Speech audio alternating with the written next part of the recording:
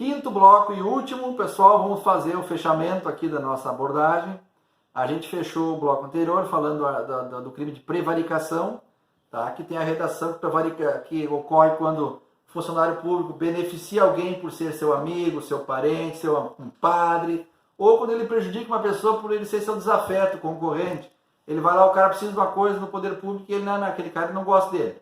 Escanteia ele. Ou aquele é meu primo, vou te ajudar, vou resolver para ti. Neste caso, que é o crime de prevaricação, que tem a pena base configurada em 3 meses a 1 ano e a multa. Tá? Esse é o crime de prevaricação. Pessoal, o crime de condescendência criminosa. Nome feio, né? Condescendência, não. Isso está no artigo 320 do Código Penal. A redação é o seguinte. É quando o funcionário público deixa de informar seu superior com autoridade competente, que é a superior a ele, sobre funcionário que tenha cometido infração no exercício do cargo por indulgência ou incompetência. Pessoal, nesse caso de condescendência criminosa é quando o funcionário público, tá, ele tem um superior, o responsável por uma secretaria, por exemplo. Quando ele se deparar com um outro funcionário que comete uma infração no exercício da função, por indulgência ou por incompetência, ele tem a obrigação de comunicar ao superior. Quando ele vier a não fazer isso, ele estará cometendo o crime de condescendência criminosa, porque esses atos infracionais geram prejuízo à máquina pública, geram prejuízo a todos nós que pagamos impostos. Portanto, é um crime de condescendência criminosa, ele não informando aí o respectivo crime, tá? Obviamente falando de crimes cometidos propositalmente, tá?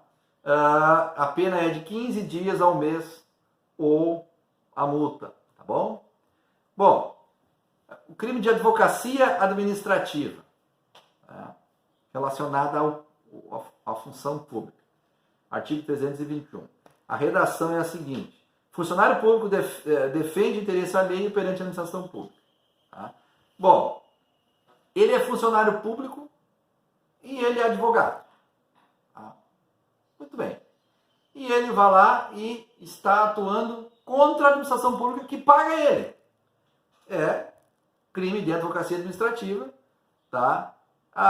Porque ele é funcionário público e está defendendo o interesse alheio, esse contra quem o paga, contra a máquina pública contra a qual ele é funcionário.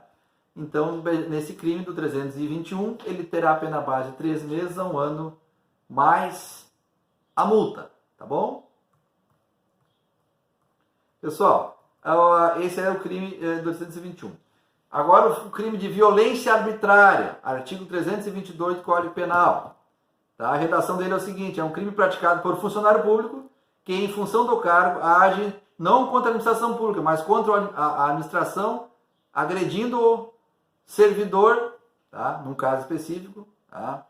Então, qual é a relação desse aqui? Vou pegar e dar um exemplo para vocês na prática. É quando o servidor, tá, ele vai responder também, além do crime, pela violência que ele praticou. Porque vamos dizer que ele tem um crime dentro do contexto público. Tá? Ele vai lá e ele pega uma pessoa que ele vai atender, ele agride a pessoa, porque a pessoa discutiu com ele, coisa e tal. Então ele vai responder, além da pena do crime de violência arbitrária, que é de 6 meses a 3 anos, mais pela violência correspondente. Se ele gerou uma lesão corporal leve, vai responder pela pena de 6 meses a 3 anos, mais a pena da lesão corporal leve. E assim sucessivamente. Se for uma lesão corporal grave, gravíssima, enfim, ele vai responder a quem da pena de 6 meses e 3 anos de detenção, que é a pena do crime 322, mais a pena da violência que corresponde ao grau da violência que ele aplicou. Tá? Violência arbitrária, artigo 322.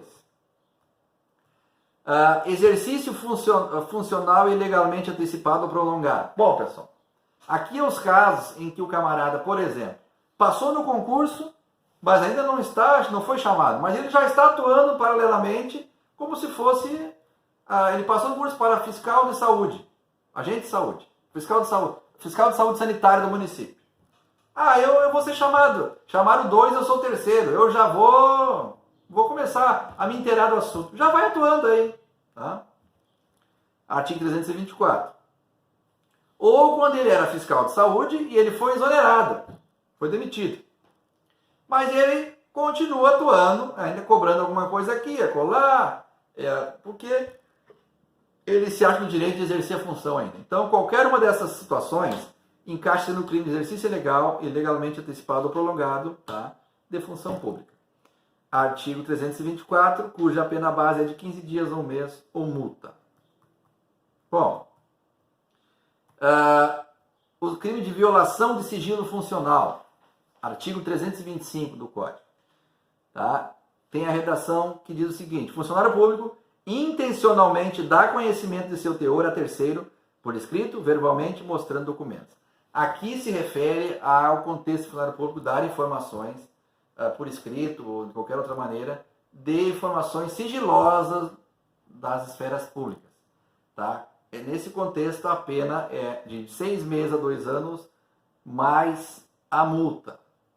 Tá? E para fechar a abordagem da questão dos crimes contra a administração pública, no contexto da ementa da nossa disciplina desse semestre, nos crimes cometidos por funcionário público dentro da administração pública, lembrando que no próximo semestre nós vamos abordar todo o resto do contexto, para nós entendermos ou lembrarmos, para quem não lembra, qual é a caracterização do que efetivamente é o funcionário público. Quais são as pessoas que podem ser consideradas funcionários públicos efetivos. Aonde está isso? Artigo 327 do Código Penal, que tem a seguinte redação: considera-se funcionário público para efeitos penais. Veja bem, nós estamos falando de direito penal, não esqueçam disso, não administrativo.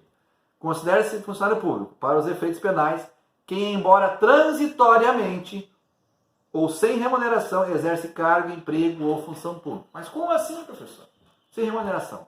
Qualquer pessoa que esteja atuando para o poder público, concursado, cargo de confiança, alguém que esteja terceirizado, aquela empresa contratada para a prefeitura para tapar buraco, por exemplo.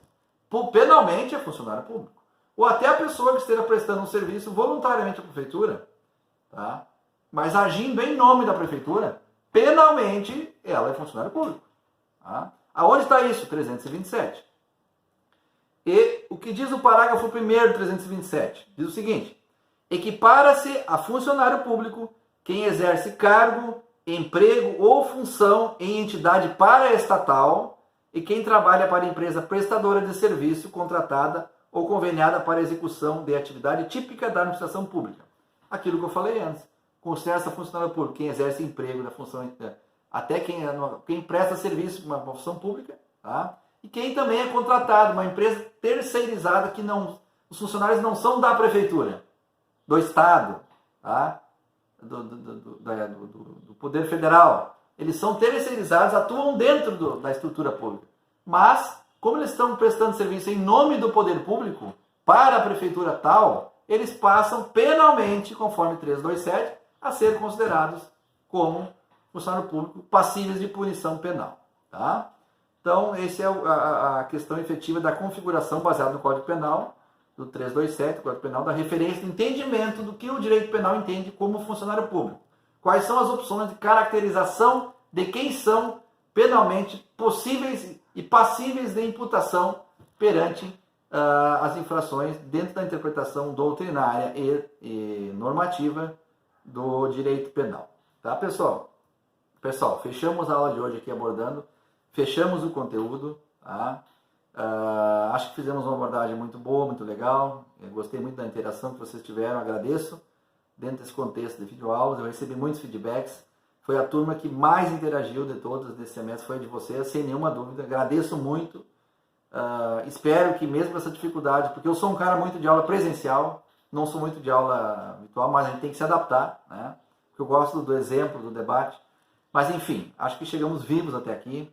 Continuo, como sempre, à disposição pelos canais de comunicação internos, assim como pelo meu WhatsApp.